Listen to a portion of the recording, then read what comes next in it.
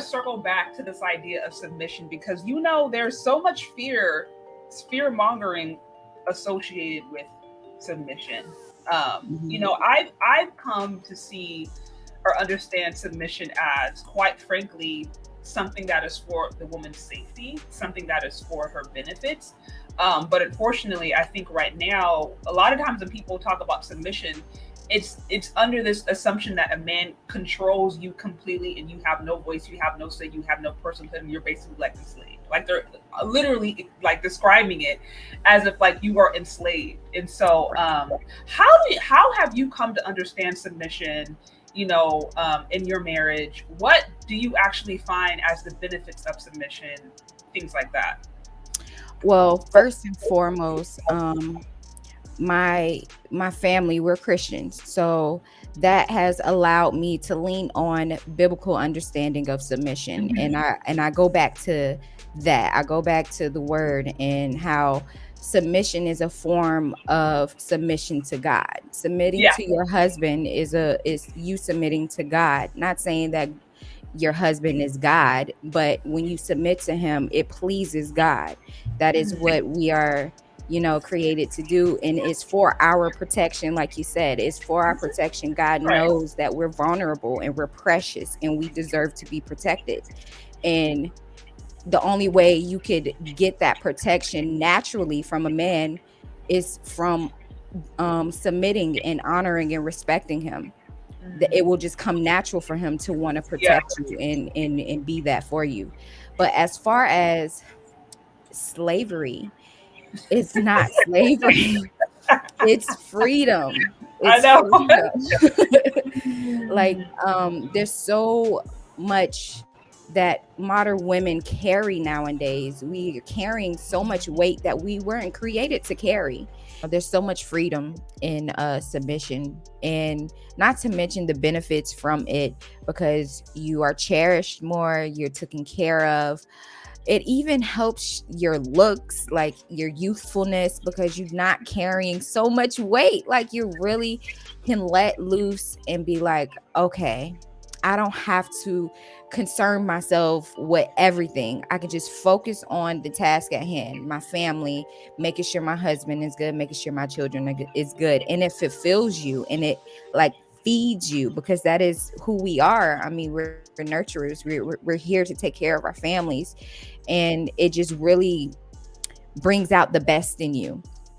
And then as far as a man controlling, I actually just did a video not too long ago about this. And my husband said he's going to get a shirt that says I'm controlling. I think we put such a negative connotation on control, because how can a man lead without control? You know what I'm saying? How can, I mean, you don't have to, and it depends on how you see control, because a lot of women see control as, oh, he's going to slap you around if you don't do what he says. And submission is something that you give to him. It's not something forceful in the first place. So for him to say, um, Jasmine, I don't want you to wear that out. It's a little too revealing.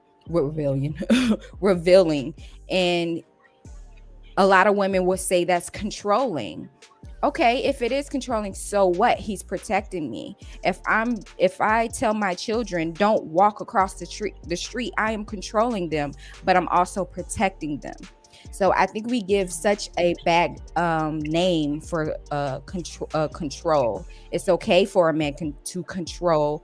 He's the leader of the home. He cannot lead anyone without, I wouldn't say dominance, without authority. He has to have authority over you in order to be able to lead you, and you have to be willing to give him that authority. It's not Well, taken, it's given. yeah, and see, it's interesting point that you make is you have to be willing. I think again, a lot of the issues that I've heard in relation to submission is that, again, going back into the idea that submission is slavery, as if women don't have free will Right. in that relationship, as if you are just like some object to be controlled. And what is, again, taken out of that conversation is the fact that, like, again, it is free will. When you marry somebody, you know, under biblical principles, when you marry a man, you choose that man, he chooses you. You choose to let him be the head. You, to your point, you honor God by honoring his role in your life. It doesn't mean like you worship him. It doesn't mean that he's perfect, but it's you recognize that, okay, God has a certain order, God has a certain hierarchy. If I do believe in God, or if I am about this, then I'm going to respect the creation that God made in this man. I'm going to respect who he is. I'm going to respect his innate qualities. And so, yeah, it's like, whether it's the word control or submission, it's like you are, again, allowing the man to operate in his fullness. You're not getting in the way of that. It's not like he is, you know, putting a gun to your head and saying, we'll do this. Because if honestly, if he has to do that, then it's like there's something toxic to begin with.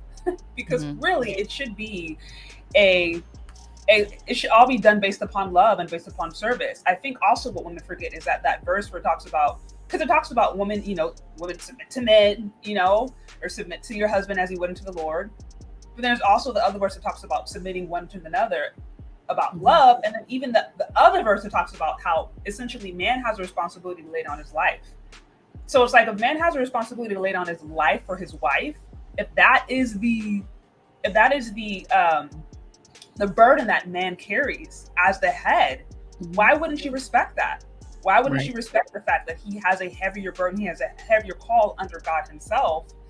And as a way of recognizing and honoring that, then it's like, okay, the least I could do is try to respect the vision that God is giving him, or at least I can do is try to respect. Doesn't mean you don't have a voice, doesn't mean that you don't have a perspective. But I love how you break that down into how it's like, yeah, there is an aspect of him that has to have control of the, or agency over certain things, because that's his role. Right. And then when you spoke about having a voice, usually, especially in my experience, and when I talk to other women who are embracing submission, your husband will respect you more. He will want to hear from you. He will trust you more with decisions and with, you know, how he should move forward. So, you know, you earned that. You earned that from him, and he's going to come to you anyways. You don't have to force your will. You're going to have a voice either way. He wants to make you happy. So these huge decisions, he's going to run it by you. He wants to make sure that you're happy, especially when he's getting that from you.